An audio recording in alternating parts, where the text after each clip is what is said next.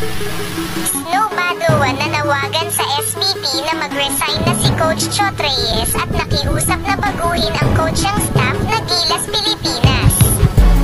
Let's go mga kaibigan! Pakinggan natin ang panayam ni Sir Snow Badua. Tingin ko tama na po, no? Wala ka naman akong dapat patunayan pa eh. Ang dami mo na pong na-contribute sa Gilas. Ang dami mo na pong nakuhang legasiya. Ang dami mo na akong nakuhang honor. Ang dami mo na akong nakuhang championship. At isa ka sa may pinakamaraming Coach of the Year awards.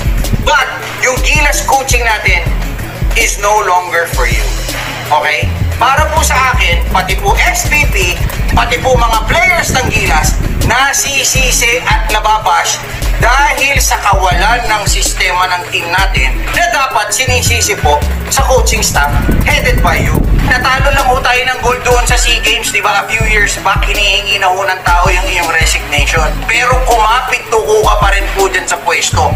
Inabot pa ho tayo ng World Cup, sumatotal, yung ini-expect ho ng mga tao na mangyayari, nangyari naman ho talaga. Isipin nyo, 0-3 tayo, Angola na mas mababa yung ranking sa atin, tinalo tayo. May mga laro na po pwede nating ipanalo, hindi po tayo nakapag-adjust. Dahil hindi ho nakapag-adjust yung coaching staff natin headed by you.